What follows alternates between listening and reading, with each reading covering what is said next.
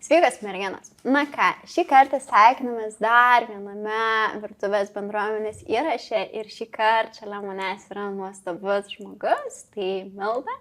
Ir truputį pasidalink, ką veikia gyvenime, nes mes jau čia užkulisiuose pasikalbėjom, tai pasidalink pati. Čia iš serijos būna, o ko tik neveikiu ir viskas taip kartu susiję apie tą patį. Tai aš esu šeimos ir verslo ginčų mediatorė, coachingo specialistė, dėstytoja, įvairius mokymus vedu ir baiginėjau dabar dar komunikacijos magistrą.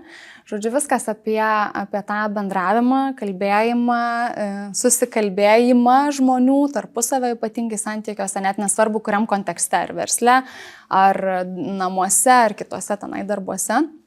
Nes tai ta tema, kuri mane labai domina. Tai šiandien galėsim kaip tik ir parutuliuoti daugiau.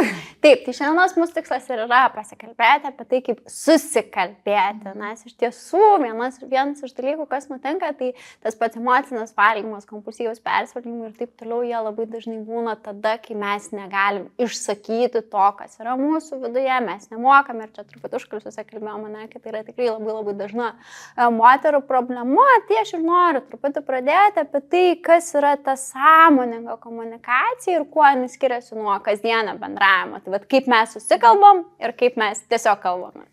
Labai paprasta ir tuo pačiu metu nepaprasta. Atrodo pasakyti ir suprasti, tai mes galim atskirti, ar ne? Ir puikiai suvokiam, kad kasdieniam gyvenime taigi daug dalykų darom automatu, nes jau esam išmokę. Ir bendraujam ir atsakom, labas, kaip tu, gerai, ai, kaip tu, žodžiu, paviršutiniškai, greitai.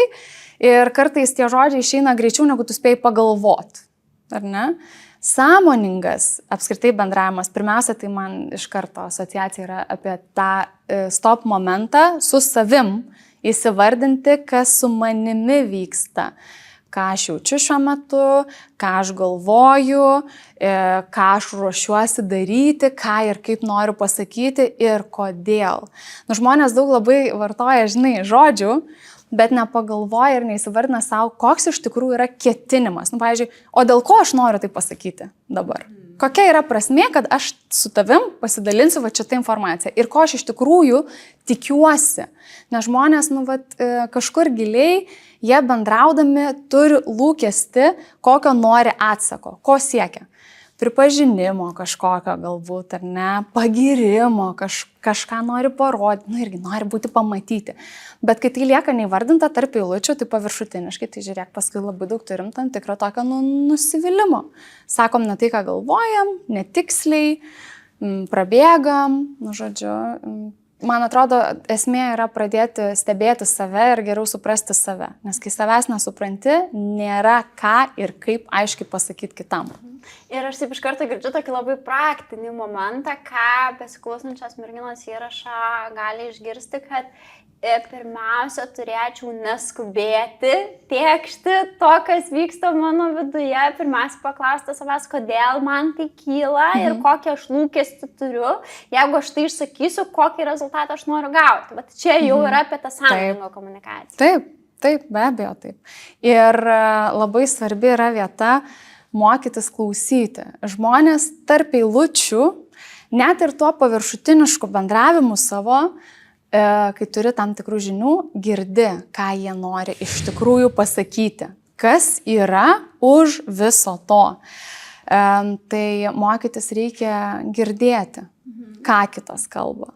Čia labai graži frazė, mes vienoje pamokoje, kaip tik su mokytoja, kalbėjomės apie tai, kad yra didelis skirtumas tarp žodžio klausytis ir tarp žodžių girdėti, nes tai yra visiškai du skirtingi dalykai, nes aš girdžiu, kad kažkas aplink mane vyksta, tiksliau aš išgirstu, kad kažkas vyksta, klausausi, ne muzikos ir taip toliau, bet kai aš girdžiu, tai reiškia, kad aš esu ryšyje su kitu žmogumi ir tada mes tik tai galim susikalbėti. Aš tai užduodu visą laiką klausimą, žinai, kaip coacherė, sako, aš tai klausausi, o ko tu klausaisi? Ar tu bandai išgirsti kitą žmogų ir jį suprasti, ar tu klausaisi, kas vyksta tavo galvoje, kol jisai kalba. Koks geras. Nes dažniausiai žmonės klausosi to, kas vyksta jų galvoje, kai tu kalbi.